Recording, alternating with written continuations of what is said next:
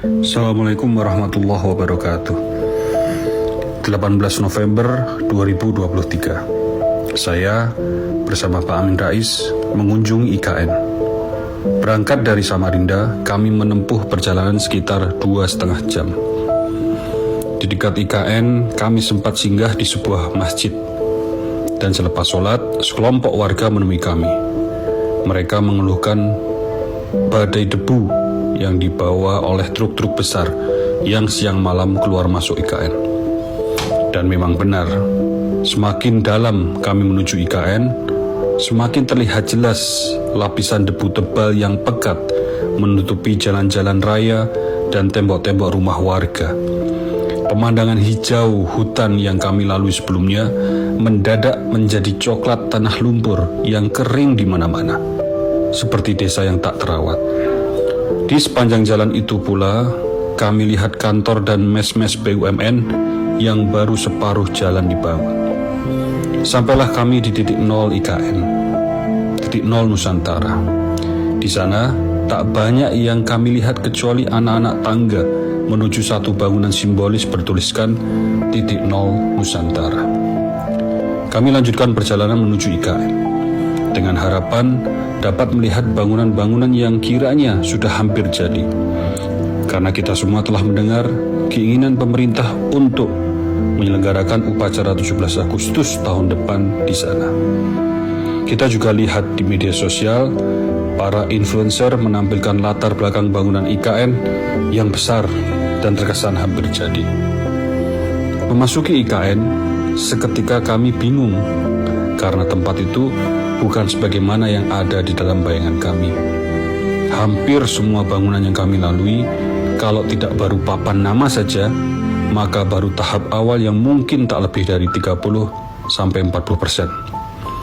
Memang ada beberapa rumah-rumah menteri yang dari luar tampak hampir jadi, tapi masih jauh untuk dapat ditinggali. Infrastruktur dasar seperti sanitasi pun juga terlihat dalam tahap awal sekali. Masih banyak yang berupa galian besar terbuka begitu saja. Kami lanjutkan masuk lebih jauh ke IKN hingga ke bangunan bakal Istana Presiden. Tak jauh dari sana juga terlihat tempat bakal upacara 17 Agustus. Sama saja, menurut kami masih jauh dari yang kami bayangkan sebelumnya. Sulit untuk membayangkan tempat itu benar-benar siap dan layak untuk upacara 17 Agustus tahun depan, kecuali kalau dipaksakan sana-sini. Tak berani juga kami mencoba menghitung-hitung berapa ratus atau ribu triliun rupiah yang dibutuhkan, tidak hanya untuk menyelesaikan bangunan IKN yang secara keseluruhan itu belum apa-apa, tapi juga untuk memindahkan seluruh peradaban pemerintahan ibu kota ke sana. Kemudian entah saya yang mulai kehilangan kapasitas spasial, tapi saya melihat bangunan-bangunan di IKN, termasuk Istana Presiden, cenderung lebih kecil ketimbang kesan yang saya dapat dari perencanaan yang telah dipublikasikan. Atau mungkin bukan kemampuan spasial saya yang menurun, tapi akal saya yang terpedaya oleh visualisasi yang bias dan berita-berita yang menggembar-gemborkan IKN. Ambisius, saya takut IKN adalah lebih ke sebuah proyek ambisius kelompok kecil dengan syahwat kepentingan pribadinya, ketimbang sebuah proyek kebangsaan untuk kepentingan rakyat. Tak ada kesan kajian yang mendalam dan saintifik dari progres IKN yang kami lihat kemarin. Serba tidak siap, itulah kesan yang kami tangkap. Mes-mes BUMN yang mengerjakan IKN baru saja mulai dibangun. Bagaimana mau menyelesaikan bangunan-bangunan inti IKN tahun depan? Hil yang mustahil. Berapa triliun dan berapa tahun lagi yang dibutuhkan untuk menyelesaikan IKN? Yang kalau kita pikirkan sekali lagi, sebenarnya sangat belum diperlukan. APBN akan kehabisan darah dalam tahun-tahun mendatang. Dan mau tidak mau harus disuntik hutang agar tetap bernafas. Padahal di sisi lain, dana IKN seharusnya dapat kita gunakan untuk menyelamatkan anak-anak Indonesia dari stunting, gizi buruk, putus sekolah, juga pengangguran dan kemiskinan.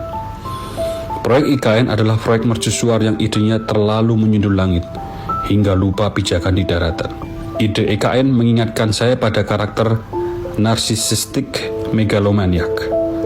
Karakter tersebut berpikir dirinya paling penting, paling besar, dan paling mampu. Sehingga jaringan saraf pusatnya menciptakan delusi yang meyakinkan dirinya sendiri bahwa membangun IKN dalam waktu sekian tahun saja itu bisa karena dirinya hebat. Saya bisa saja salah, tapi saya yakin bagi yang melihat langsung IKN saat ini dengan nurani yang jujur akan berpendapat yang sama dengan saya dan juga Pak Amin Rais. Kami khawatir IKN akan jadi proyek raksasa yang mangkrak, dan siapa lagi korbannya kalau bukan rakyat. Surat pendek ini adalah sebuah autokritik seorang anak bangsa yang mencintai negeri dan saudara setanah airnya, yang ingin melihat negeri yang gemah ripah loh Jinawi ini dikelola dengan benar, sehingga semua rakyatnya hidup makmur. Kepada saudara-saudara di Kalimantan Timur, jangan mau kita dibentur-benturkan. Kita semua setuju dan mendukung pemerataan pembangunan dimanapun, termasuk di Kalimantan Timur. Tapi proses dan perencanaan yang serampangan yang malah membuat rakyat menderita nantinya harus kita lawan. Dan akhirnya, kepada Presiden Jokowi yang saya hormati, saya sarankan untuk tinjau ulang pembangunan IKN dan lakukan perencanaan kembali yang realistis dan tidak ambisius, sehingga APBN tetap sehat, hutang yang terlanjur menggunung tak bertambah, dan permasalahan negeri yang lebih penting dapat diselesaikan terlebih dahulu, seperti gizi buruk, stunting, dan lain sebagainya. Dan satu lagi, kepada para influencer yang diterbangkan ke IKN dengan biaya negara yang tidak murah, jangan malah memberikan informasi false positif yang malah mengelabui sementara rakyat Indonesia. Jujurlah diri kita untuk bangsa ini. Samarinda, 19 November 2023. Ridho Rahmadi.